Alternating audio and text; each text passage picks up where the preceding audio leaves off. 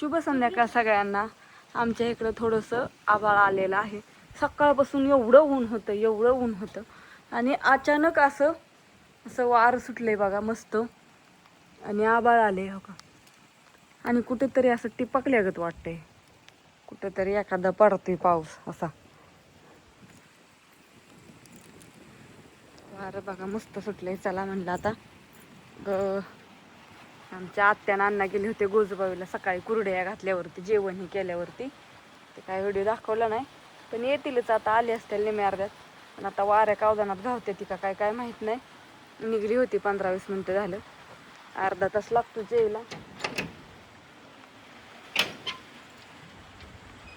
त्यावर म्हणलं मस्तपैकी वरण भात करावं. ते पाकळे बघा असा पत्र्यावरती आवाजच येतोय. काय र आय, कुठं बसू. अरे एवढा नाही पाऊस येत, कुठंतरी ती पकत या. ह्यावेळेस लवकर सुरू झाला काय, इरबळ ऊन, संध्याकाळचं असं वातावरण. आता हा व्हिडिओ संध्याकाळपर्यंत बघा. चला तर, हाय सर्वांना, गुड नाईट, शुभरात्री.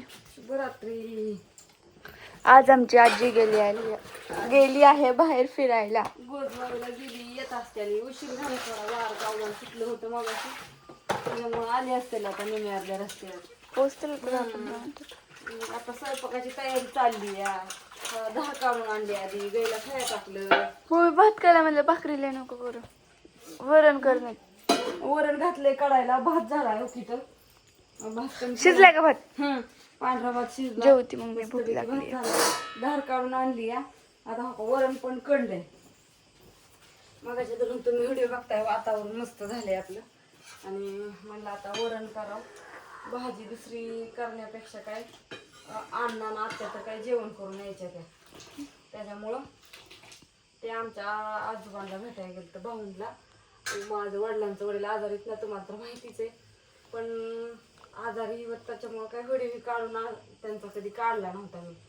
पण आता जाणार आहे मी मंगळवारी.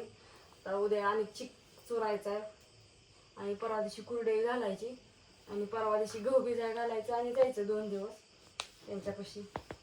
त्यांची म्हणणे की मी तिथे जाऊन राहावं यावं म्हणून जायचंय. मग आधी आत्यांना म्हटलं तुम्ही या गाठ घेऊन. सकाळी कुरड्या झाल्यावरती सकाळीच गेल्या आत्या, जेवण केलं. भाऊ म्हणलं की पुरी भेटायला नाही तर भाऊला बॅन होते आता. आमच्या आत्या आहे तिथंच, आत्या तिथंच आहे ना आईच्या त्यांच्या इथं. दुसरी आमची बहीण आली होती, ती होती 8 दिवस. सुषमा मावशी ना? होती सुषमा मावशी आली होती, ती पण होती तिथं. आला होता आमच्या आईचा फोन, पण आयला म्हणलं आता चाललंय माझं कुरड्याचं ह्याचं. परत आणि मग पावसाळ्याचं हायच टायमिंग, त्यावर स्टॉक शिल्लक करून ठेवायचं चालू या. तरी अजून सांडगं घालायचं.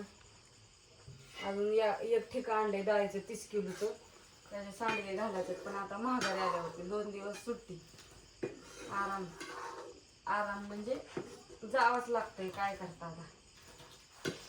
अशा टायमिंगला नाही जाऊन तरी काय जायचं. चला आता म्हणलं बापूंला पण मोटर चालू करायला जायचे. मोटर चालू करून महागारी यायचं, त्यांना जेवायचे.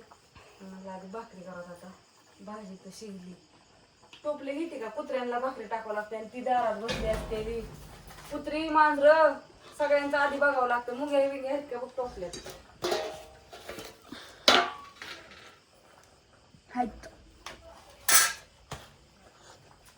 सगळ्यांचं बघायचं मग आपलं आहे का नाही.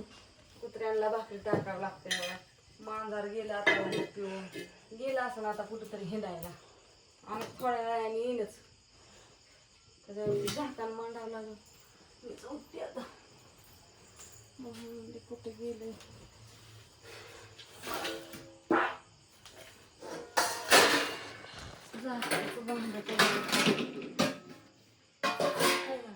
गरम, टेम्परेचर इज हाय.